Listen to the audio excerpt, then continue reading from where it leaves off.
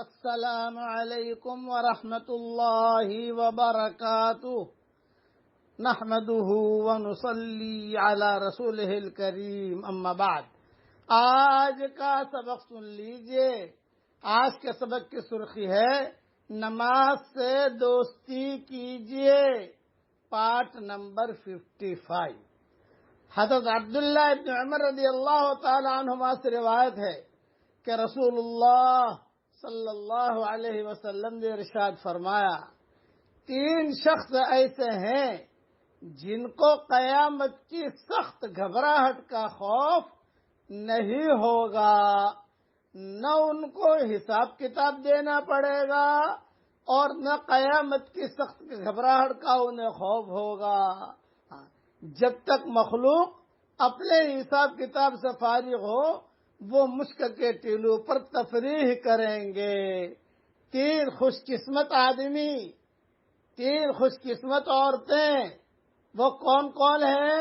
Number 1، وہ شخص جس نے اللہ تعالی کی رضا کے لیے قرآن شریف پڑھا اور اس طرح امامت کی کہ مقتدی اس سے راضی رہے۔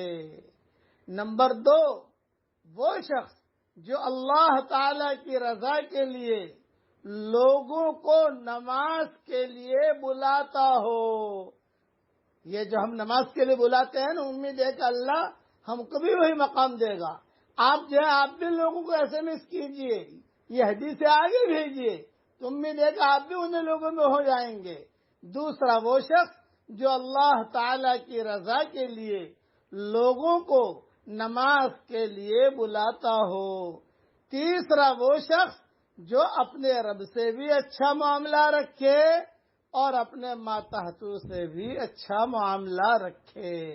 یہ حدیث ترمذی میں بھی ہے، طبرانی میں بھی ہے اور مجمع الزوائد میں بھی ہے۔ روزانہ قرآن شریف اللہ تعالیٰ کی رضا کے لیے پڑھیے۔ جب بھی قرآن کھولو تو صرف یہ نیت کر لیجئے کہ میں اللہ کی رضا کے لیے پڑھ رہا ہوں۔ دوسرا، کسی نہ کسی اعتبار سے لوگوں کو نماز کی دعوت دیجئے۔ نماز کے لیے جا رہے ہیں، دکانیں کھلی ہوئی، عبداللہ بھائی نماز 10 منٹ باقی ہے نماز کھڑی ہونے میں، عبداللہ بھائی اذان ہو گئی، عبدالرحمان بھائی اذان ہو گئی، یہ دعوت دیتے آپ گئے تو حشر کا میدان میں یہ انشاءاللہ ڈگری ملے گی، اونچی ڈگری۔ اسی طریقے سے اپنے رب کے ساتھ بھی اچھا معاملہ کیجئے اور اپنے ماتحتوں سے بھی اچھا معاملہ کیجئے۔ خلاصہ کلام یہ، نماز کی دعوت دینے والا بھی حشر کے میدان میں جو ہے بالکل مشک کے ٹیلوں پر آرام سے بیٹھا ہوا ہوگا، کوئی ٹینشن نہیں ہوگا۔ اس لیے نماز خود بھی پڑھیے اور لوگوں کو دعوت بھی دیجیے۔ اللہ تعالی ہم سب کو عمل کرنے کی توفیق عطا فرمائے، آمین۔ وآخر دعوانا ان الحمدللہ۔